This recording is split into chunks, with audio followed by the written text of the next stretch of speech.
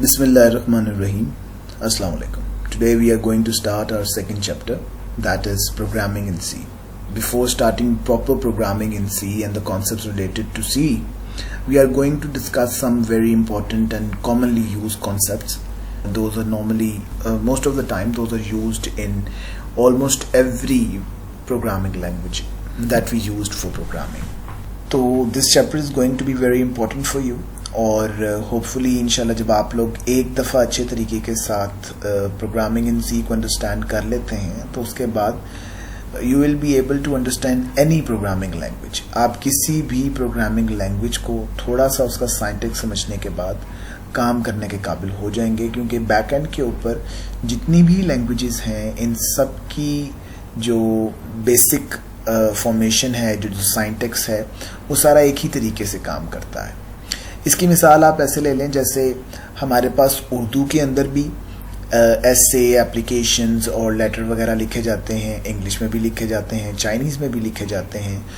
तमाम लैंग्वेजेस के अंदर सेंटेंस स्ट्रक्चर होता है और with a little bit difference, हर एक के अंदर थोड़ा बहुत फ़र्क होता है, पर अल्टीमेटली इन सब का मकसद कम्युनिकेशन है कि हम एक इंसान दूसरे इंसान से कैसे कम्युनिकेट कर सकता है. यहाँ पर कंप्यूटर प्रोग्रामिंग जो है ये बेसिकली कम्युनिकेशन करवाती है इंसानों के दरमियान में और मशीन्स के दरमियान में. एक ऐसी लैंग्वेज, एक ऐसी ज़बान जिसके ज़रिए आप कंप्यूटर को अपना मकसद समझा सकते हैं और कंप्यूटर से अपनी मर्ज़ी का काम ले सकते हैं. तो इसको हम कहते हैं प्रोग्रामिंग लैंग्वेज. और जब हम प्रॉपरली स्टार्ट करते हैं, introduction to computer programming. Computer programming is the process of writing a computer program. जिस तरीके से जो ड्राइवर होता है और जो वो काम करता है उसको ड्राइविंग कहते हैं, इसी तरीके से जो एक प्रोग्रामर होता है जब वो एक प्रोग्राम बनाता है तो उस प्रोसेस को प्रोग्रामिंग कहा जाता है. एज यू नो कि आप लोग पहले ऑलरेडी चैप्टर नंबर 1 के अंदर इसके फर्स्ट 2 स्टेप्स को अंडरस्टैंड कर चुके हैं कि जिसके अंदर अंडरस्टैंडिंग ऑफ अ प्रॉब्लम है और उसके कुछ स्टेप्स थे जिसके अंदर डिफाइनिंग अ प्रॉब्लम थे, एनालाइजिंग द प्रॉब्लम थे एंड सो ऑन. और उसके बाद हमने एल्गोरिथम और फिर फ्लो चार्ट को डिस्कस किया था. अब ये इसका फाइनल और लास्ट स्टेप है जिसके अंदर हम प्रोग्रामिंग करते हैं, एक प्रोग्राम प्रॉपर बनाते हैं. अच्छा, प्रोग्राम जो है ये भी वही है जो कि सॉफ्टवेयर को कहा जाता है और program software both are synonyms. उसके बाद कंप्यूटर प्रोग्राम जो है, कंप्यूटर प्रोग्राम एक ऐसा सॉफ्टवेयर होता है, एक सेट ऑफ इंस्ट्रक्शंस होता है जिसको इस्तेमाल किया जाता है कि कंप्यूटर को बताने के लिए कि हमने क्या करना है, क्यों करना है और कैसे करना है. A computer program is a set of instructions written in a programming language to solve a particular problem. इसकी जो एक और पेट डेफिनेशन है जो कि मैं आपको बता देता हूँ, जो कि इन आई होपफुली आप में से जो मेरे डायरेक्ट स्टूडेंट्स हैं जो मुझसे पहले पढ़ते रहे उनको ये डेफिनेशन पता होगी कि a computer program is a set of instructions that tells the computer what to do and how to do, and this is the same definition for a software as well. उसके बाद आता है जी syntax. Syntax basically these are the grammatical rules. जैसे आम जो हमारे पास languages होती हैं लाइक उर्दू, इंग्लिश, अरबिक, उनके अंदर ग्रामर होती है और प्रोग्रामिंग लैंग्वेजेस के अंदर जो रूल्स होते हैं जिनको फॉलो करते हुए हमने अपनी इंस्ट्रक्शंस लिखनी है, स्टेटमेंट्स लिखनी है, उसे साइंटेक्स कहते हैं. तो syntax refers to the rules of programming language according to which statements of a program are to be written. It describes the way to write correct statements in a program. Syntax of a programming language is similar to the grammar of a natural language. Natural language क्या है जी? Natural language जो कि इंसान मुख्तलिफ ज़बानें इस्तेमाल करते हैं उसको natural language कहते हैं, like English, Urdu, as I have told you earlier. For example, an assignment statement consists of a variable and an expression separated by equal sign as an assignment operator. This is the syntax of assignment statement and it can be expressed as given below. Okay, let's suppose अगर हमने कहीं पर भी assignment statement को इस्तेमाल करना है और किसी वेरिएबल को कोई एक्सप्रेशन, कोई वैल्यू असाइन करनी है तो उसका तरीकाकार क्या होगा, उसको कैसे लिखेंगे. जैसे यहाँ पे लिखा हुआ है वेरिएबल, लेफ्ट साइड पे हमने लिखा वेरिएबल इज इक्वल्स टू का ऑपरेटर हमने इस्तेमाल किया एक्सप्रेशन, और उसके बाद आ गया semicolon because we are going to discuss C at the end of this chapter. तो यहाँ पर इन्होंने सेमीकोलन भी लगाया है. That is not the case in the rest of the languages. सबके अंदर ज़रूरी नहीं है कि सेमीकोलन आए. खैर, तो यहाँ पर ये इसका सिंटैक्स है, इस रूल को फॉलो किया जाएगा। लाइक वेरिएबल हमेशा लेफ्ट पे लिखा जाएगा इक्वालिटी के, और राइट साइड के ऊपर एक्सप्रेशन लिखी जाएगी। तो इसको कहेंगे सिंटैक्स कि लिखना कैसे है। उसके बाद जो दूसरा मेन कॉन्सेप्ट आता है, जिसको अक्सर लोग सिंटैक्स और सेमेंटिक को आपस में मिक्स करते हैं, कंफ्यूज कर देते हैं, दैट इज कि सिंटैक्स बता रहा है रूल्स, कि किन रूल्स को फॉलो करते हुए आपने प्रोग्रामिंग लैंग्वेज पे काम करना है और कोई भी स्टेटमेंट बनानी है। जबकि सेमेंटिक जो है ये उसकी एक लॉजिक है, ये आप एक वर्ड इस्तेमाल किया जाता है प्रोग्रामिंग के अंदर, दैट इज कॉल्ड एब्स्ट्रैक्ट, कि जो कि आपको फ्रंट पे नजर नहीं आ रहा बल्कि बैक एंड के ऊपर वो काम कर रहा होता है, और that is way more important than a syntax. For example, if you have an air conditioner in your room, तो हमें जो नजर आ रहा होता है वो उसकी एक वाइट बॉडी नजर आ रही होती है, अगर उसके ऊपर कोई एलईडी लाइट नजर आ रही है जिससे नंबर्स या मोड्स नजर आ रहे हैं। Now we don't actually know और वी कैन नॉट सी कि ये हवा इसमें से ठंडी आ कैसे रही है, ठीक है। तो इसी तरीके से semantic basically, like semantic gives meanings to the statements of a programming language. It describes the sequence of operations to be performed by a computer when executing the statements of a computer program. For example, in the assignment statement, अब इस statement के अंदर अगर आप देखें तो हमने लिखना तो ऐसे था, पर ये सॉल्व कैसे हुआ? सॉल्व कैसे होगा कि एक्सप्रेशन को पहले सॉल्व किया जाएगा, a प्लस बी, इसको रिजॉल्व किया जाएगा। रिजॉल्व करने के बाद जो हमारे पास आंसर आएगा उसको हम लेफ्ट साइड के ऊपर लिखे हुए वेरिएबल को असाइन कर देंगे, ठीक है। इंशाल्लाह it will be more clear जब हम आगे प्रॉपर एग्जाम्पल्स को इस्तेमाल करेंगे। उसके बाद आ जाता है जी, the semantic of statement is to perform the expression. तो सेमेंटिक क्या है कि ये एक्सप्रेशन बेसिकली कंप्यूटर रन कैसे कर रहा है, that is add the value stored in the variable a and b and then store the result in variable sum, ठीक है। उसके बाद आ जाती है प्रोग्रामिंग लैंग्वेजेस, ऐसी लैंग्वेज, ऐसी जबान जिसको इस्तेमाल करके आप कंप्यूटर के किसी प्रोग्राम को कोड कर सकते हैं जी। तो प्रोग्रामिंग लैंग्वेज एक ऐसी लैंग्वेज होगी जो कि कंप्यूटर अंडरस्टैंड कर सकते हैं, और इनको a programming language is a language which is understood by computer. It is designed to give instructions to a computer to perform a specific task, कि इस लैंग्वेज को इस्तेमाल करते हुए हम अपने प्रोग्राम्स यानी कि सॉफ्टवेयर डेवलप कर सकते हैं। It is used to write computer programs. Programming languages can be classified into two categories, that is low-level languages and high-level languages. Low-level languages ऐसी languages होती हैं जो कि machine oriented होती हैं, machine के ऊपर बेस कर रही होती हैं, और low-level languages को इस्तेमाल करते हुए programming आज के दौर के अंदर नहीं की जाती। To understand low-level language, detailed knowledge of internal working of computer is required. Low level languages को अंडरस्टैंड करने के लिए हमें डिटेल के अंदर कंप्यूटर को और जो भी मशीन जिसके ऊपर वो लैंग्वेज इस्तेमाल हो रही है उसके आर्किटेक्चर के बारे में, उसके डिज़ाइन के बारे में इंफॉर्मेशन होना बहुत ज़्यादा ज़रूरी है। Low level languages include machine languages and assembly languages. अब ये इसके अंदर दो मेन बेसिक कैटेगरीज हैं। मशीन लैंग्वेज जो है वो प्योरली मशीन डिपेंडेंट हो जाती है, और हमारे लिए तकरीबन नामुमकिन होता है इसको अंडरस्टैंड करना, क्योंकि ये सिर्फ जीरोज और वंस यानी कि ये बाइनरी के अंदर इसके तमाम मामलात लिखे जाते हैं, और इंसान के लिए उसको पढ़ना, समझना, अंडरस्टैंड करना उसके ऊपर वो ऑलमोस्ट इम्पॉसिबल है। असेंबली लैंग्वेज जो है ये उसके बरक्स कंपैरेटिवली कम डिफ़िकल्ट है, और इसके अंदर इस्तेमाल किए जाते हैं मेनेमोनिक्स होते हैं एब्रीविएशंस और सिंबल्स, ठीक है। तो एब्रीविएशंस और सिंबल्स को अंडरस्टैंड करना बहुत ज़्यादा आसान है, बजाय इसके कि हम सिंपल जीरोज और वन के कॉम्बिनेशंस को अंडरस्टैंड करें। लाइक 001 का मतलब ये है और 0110 का मतलब ये है, 1101 का ये मतलब है। ये बहुत ज़्यादा कंफ्यूजिंग है। इंस्टेड के अगर हम कहें ADD stands for addition, SUB stand for subtraction and MOV stands for moving of a value from one place to another, तो it makes more sense and it's way more easier than machine languages. तो machine languages को पढ़ना, उसके ऊपर काम करना, that's almost impossible. और इसी तरीके से जब आपने एक प्रोग्राम जो है वो मशीन लैंग्वेज के अंदर प्योरली बना हुआ है तो वो किसी और मशीन के ऊपर नहीं चल पाता, क्योंकि वो मशीन डिपेंडेंट होता है। मशीन्स, हर मशीन मतलब डिफरेंट मॉडल्स की जो मशीन्स होती हैं वो उनके अंदर, उनके आर्किटेक्चर के अंदर, उनके डिज़ाइन के अंदर थोड़ा बहुत फ़र्क होता है। तो अगेन ये एक बहुत बड़ा प्रॉब्लम था कि आपको अगर कोई एक आपने प्रोग्राम बनाया है या सॉफ्टवेयर बनाया है तो आपको हर मशीन के लिए अलग-अलग बनाना पड़ता था। उसके बाद आ जाती थी असेंबली लैंग्वेज। अच्छा, इसके साथ साथ असेंबली लैंग्वेज जो हैं इनको मीडियोकर या इंटरमीडिएट लैंग्वेजेस भी कहा जाता है। और असेंबली लैंग्वेज क्यों आसान थी ये मैं पहले आपको बता चुका हूं, क्योंकि इसके अंदर सिंबॉलिक कोड्स और एब्रीविएशंस इस्तेमाल की जाती हैं।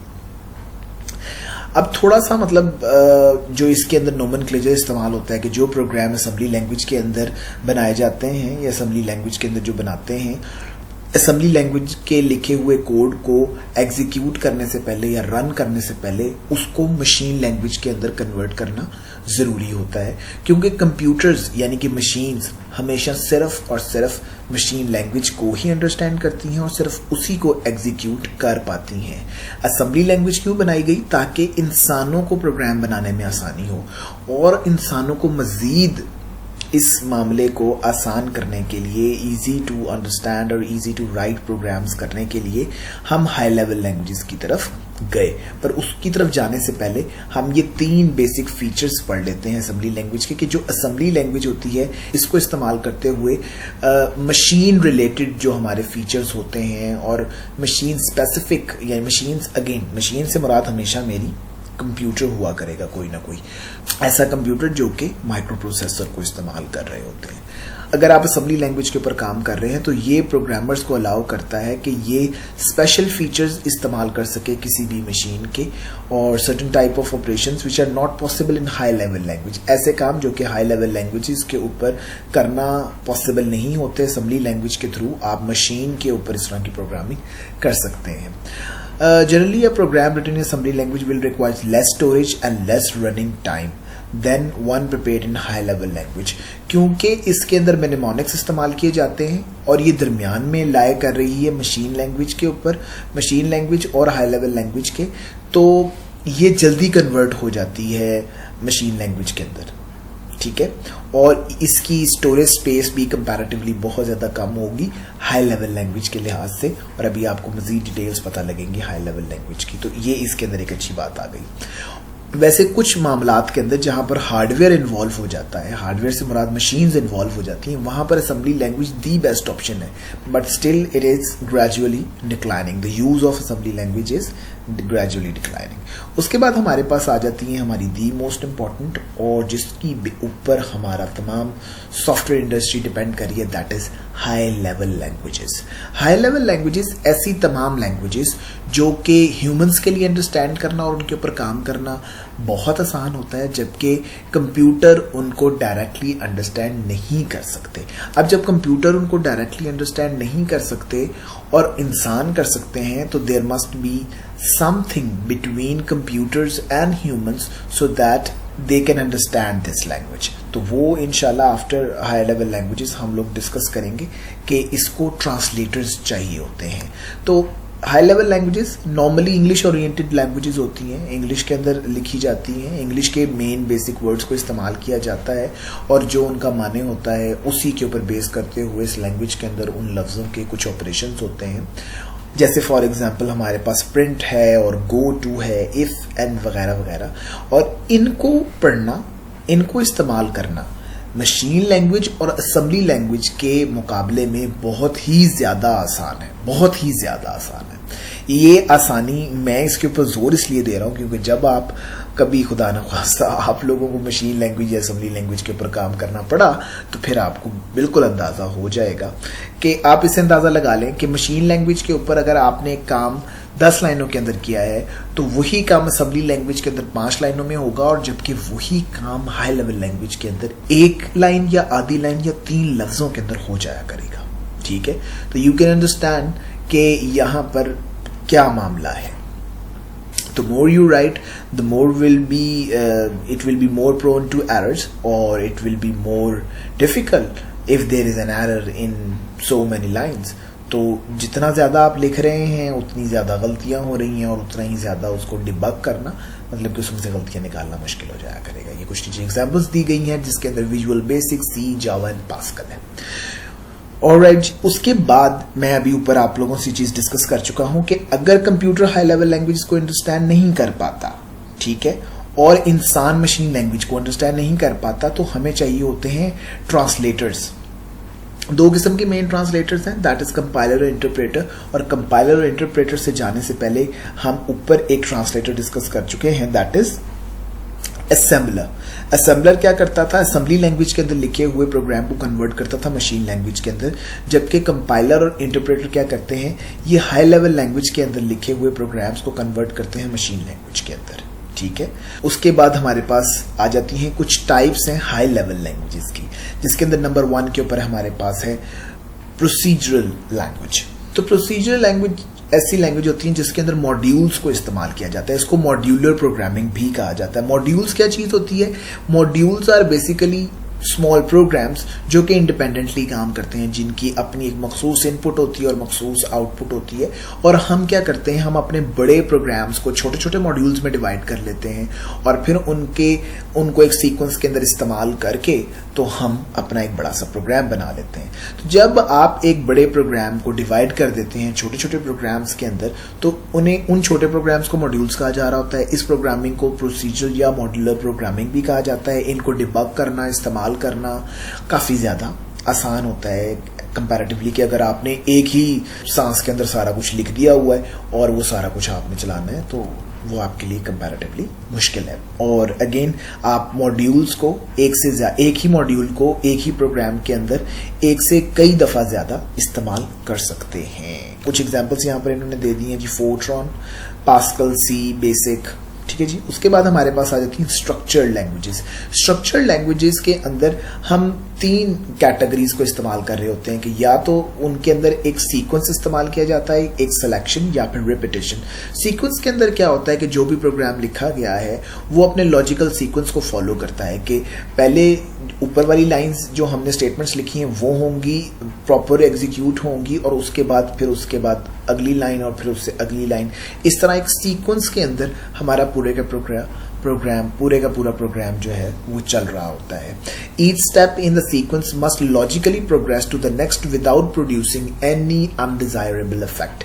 तो ये ऐसे ही है जैसे हम अभी एल्गोरिथम्स लिख रहे थे कि ऊपर वाला काम होगा तभी पॉसिबल है नीचे वाला काम होगा। अगर आपने चाय बनानी है तो सबसे पहले आप बर्तन रखेंगे, उसमें दूध डालेंगे, तो your first step will be कि you put a saucepan on the stove.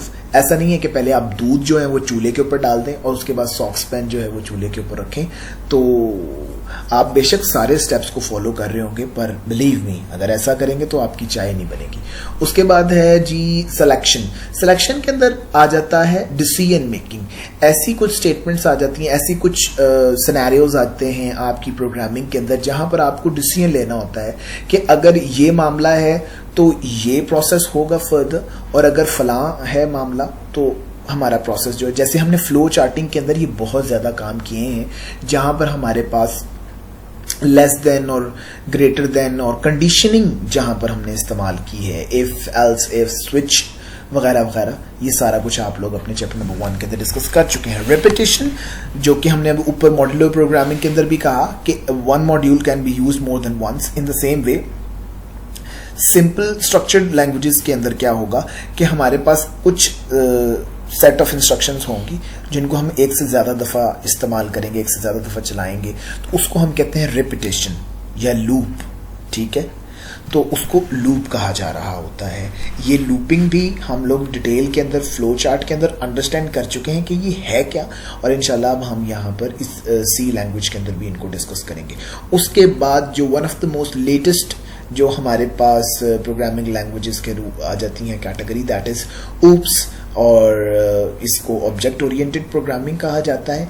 इसके अंदर instead of just writing the code हम लोग ऑब्जेक्ट्स बना लेते हैं, ठीक है, और फिर उस ऑब्जेक्ट को हम मैच्योर करते हैं, उस ऑब्जेक्ट को फोकस करते हुए हम उसके ऊपर डिफरेंट प्रोग्राम्स और चीज़ें ऐड करते जाते हैं। फॉर एग्जांपल, अगर हमने एक छोटा सा प्रोग्राम बनाया, लेट्स सपोज व्हीकल के ऊपर, ठीक है, तो व्हीकल क्या क्या कर सकेगा, व्हीकल का कोई डोर्स होंगे, गाड़ी है तो उसके दरवाजे होंगे, कलर होगा, नंबर ऑफ सीट्स होंगी, ठीक है। इसी तरीके से हम कहेंगे कि वो बस है तो फिर उसकी नंबर ऑफ सीट्स बढ़ जाएंगी, वो कमर्शियल होगी, उसकी इंजन कैपेसिटी होगी।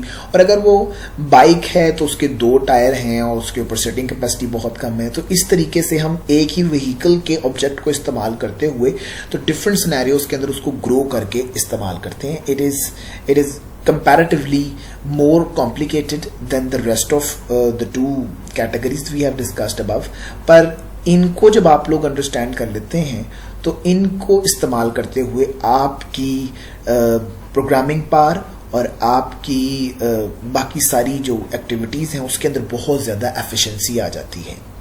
ऑलराइट जी, तो ये कॉम्प्लिकेट तो ज़रूर है पर ये आपको काफ़ी ज़्यादा काम जो है आसानी भी देता है। लाइक डिज़ाइनिंग के अंदर, डेवलपिंग, मेंटेनिंग और डिबगिंग के अंदर ये आपको बहुत हेल्प आउट कर देता है।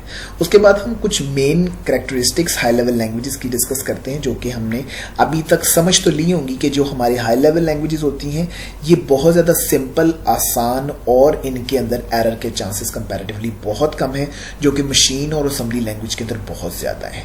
उसके बाद हाई लेवल लैंग्वेज के अंदर लिखे हुए प्रोग्राम मशीन डिपेंडेंट नहीं होते। एक हाई लेवल लैंग्वेज के अंदर आपने एक प्रोग्राम बनाया तो that it can be used in almost any kind of machine जो कि इनको अंडरस्टैंड कर पाती हैं। They enable programmers to write programs that are independent of a particular type of computer. उसके बाद हमारे पास आती है कि जी इनके अंदर जो भी प्रोग्रामिंग की जाएगी हाई लेवल लैंग्वेज के अंदर, जो भी हाई लेवल लैंग्वेज इस्तेमाल हो रही है उसको लाजमी तौर पर हमें पहले क्या करना है, ट्रांसलेट करना है बाय यूजिंग अ कंपाइलर और अ इंटरप्रेटर। इन दोनों का डिफरेंस हम इंशाल्लाह in the coming lectures detail के अंदर डिस्कस करने वाले हैं।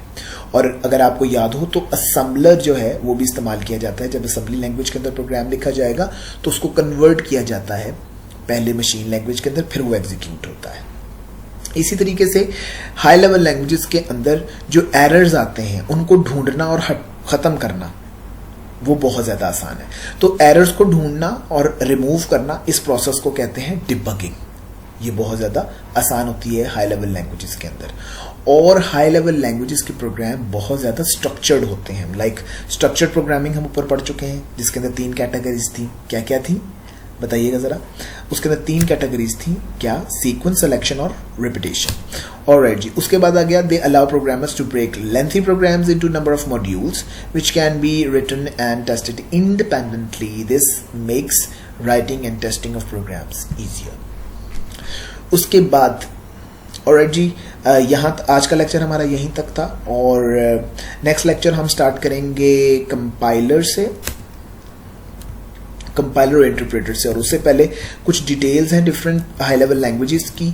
These are just some details that you can understand by yourself कि ये कब बनाई गई, किसने बनाई गई। That's all, there is nothing logical in it कि जिसको मैं डिस्कस करूं। तो आई होप आप इसको रीड आउट करें properly and if you have any question regarding these तो आप मुझसे वो पूछ सकते हैं। You are most welcome. और आज के लेक्चर के लिए इतना ही था। इससे रिलेटेड क्वेश्चंस और जो भी आपके कमेंट्स हैं उससे मुझे ज़रूर आगाह कीजिएगा। Thank you.